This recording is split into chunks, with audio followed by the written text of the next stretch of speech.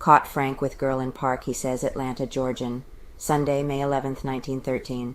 Robert T. House, a special policeman, gives new evidence to city detectives.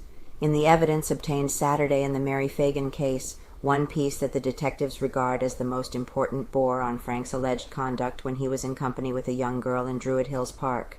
The new evidence came from Robert F. House, a special policeman who is in the employ of the Druid Hills Land Company. House declared that he had ejected a man from the park at one time from whom he obtained damaging admissions. House visited the county jail and was taken to the cell of Frank. He identified Frank as the man whom he sent from the park. House told the officers that since reading of the Phagan murder, he had recalled that the man he ejected from the park told him that he was superintendent of the National Pencil Company, came frequently to park. The park guard related that the incident to which he referred occurred more than a year ago. He said that he had noticed the man come frequently to the park with the girl.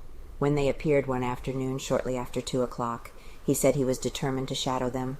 He followed them and then suddenly surprised them by jumping into view.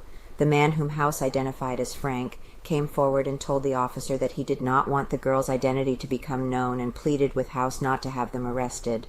House declared that the man was profusely grateful on his assurance that he would not do so. House has made a sworn statement in regard to the occurrence and will be used as a character witness against Frank. New testimony secret.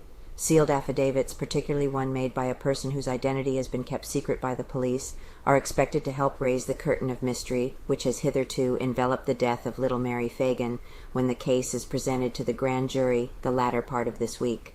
The affidavits were furnished to Solicitor Dorsey by Chief of Detectives Lanford, and number among them that of Montine Stover and a mysterious person.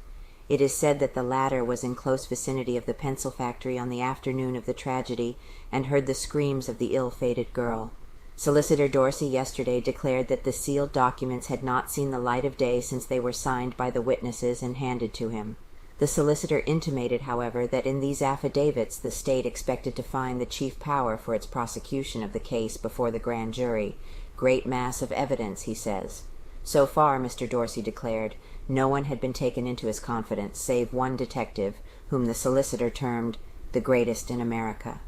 The two have accumulated a great mass of evidence, including samples of handwriting of almost everyone who might have been concerned in the tragedy. Also photographs and other material which might direct the accusing finger of the law in the right direction. Solicitor Dorsey would not discuss the finding of the medical expert who made an examination of the slain girl's body upon its second exhumation. However, great importance is attached to it. Despite the great mass of evidence already obtained, and which the solicitor is now shaping for its presentation to the grand jury, Mr. Dorsey declared that the criminal expert still is busily engaged on other phases of the puzzling case, the greater part of which is expected will be in substantiation of the sealed affidavit's contents. No detail is being overlooked, and when the case goes to trial, Mr. Dorsey said that he expected to have every link in a finely woven chain of circumstances perfected. Lee's attorney makes statement. Bernard L. Chappell, attorney for Newt Lee, the Negro suspect, said yesterday that he had accepted the case only after an investigation of 5 days that convinced him the Negro had told nothing but the truth in connection with the murder. He said that if any later developments pointed to the Negro's guilt, he would not represent him. Chappell was for 4 years assistant to the Solicitor General at Birmingham, and said his experience in this connection led him to believe the Negro innocent. Before accepting the case, he said, he spent hours with Lee daily, in which he exhausted every means to tangle him in his statements and find some evidence that he was not telling everything that he knew. Chappell said he was strongly impressed with the Negro because of the fact that when theories were advanced to him that would shift the crime, he would not encourage them, but stuck to his statement practically the same as that given at the coroner's inquest. Dr. Harris silent on findings. Dr. H. F. Harris, director of the State Board of Health, refused Saturday night to discuss the report that he had discovered traces of a drug in his analysis of the contents of Mary Phagan's stomach. The rumor spread Saturday that Dr. Harris had submitted a formal report to Solicitor Dorsey, in which he disclosed that he had found indications that the girl was drugged before she was attacked and killed.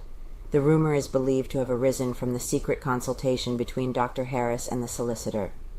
"I am not at liberty either to confirm or deny the report," said Dr. Harris. "Before I undertook the investigation, I agreed that I would make public nothing of the results of my investigation.